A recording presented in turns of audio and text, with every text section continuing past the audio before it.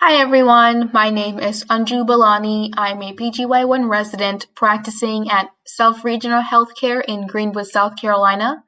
My research is titled Impact of Fixed versus Weight-Based Initial Fluid Resuscitation for Sepsis in Patients with Congestive Heart Failure or CHF. The recommendation from the Surviving Sepsis Guidelines of using a 30 ml per kg initial fluid resuscitation strategy comes from the PROCESS and ARISE trials.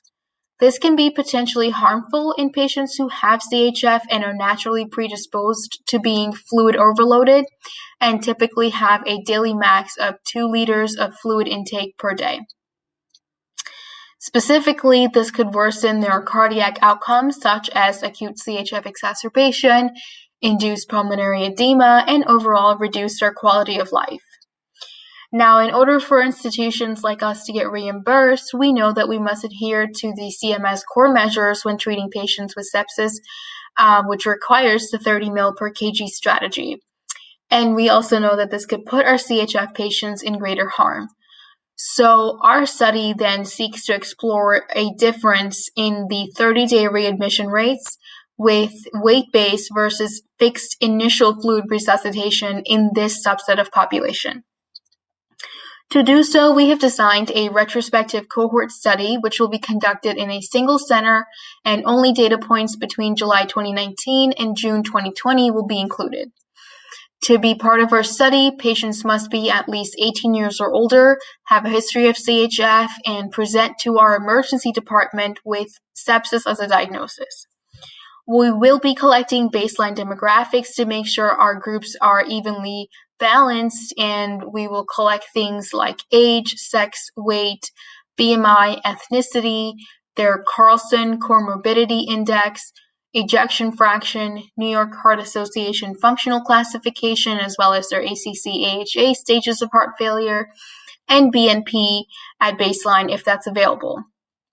More specific data points for diagnosis of sepsis will also be collected, and those will include lactic acid, mean arterial pressure, vasopressors used, antibiotics used, and fluid volume within the first 6 hours.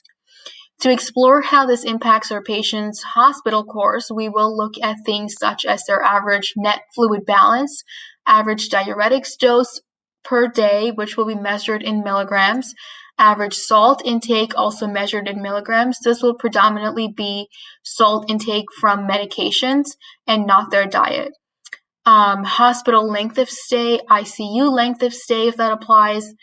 And then we'll also look at data to show us the disposition of these patients. And so to do that, we'll look at things like whether or not our patient was discharged to a rehab facility, their mortality, 30-day readmission, and CHF exacerbation. The primary endpoint of our study is 30-day readmission incidence for heart failure or cardiovascular-related cause. Our secondary endpoints to the study include hospital length of stay, in-hospital mortality, 30-day mortality, need for intubation, and time to negative fluid balance.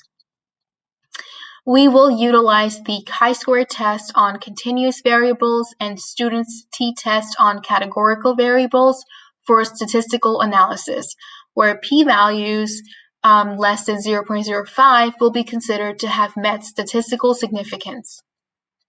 So with all of this, our hope is to identify the most appropriate strategy and fluid base for resuscitation in patients who have congestive heart failure and present with sepsis, and also hopefully reduce their readmission rates.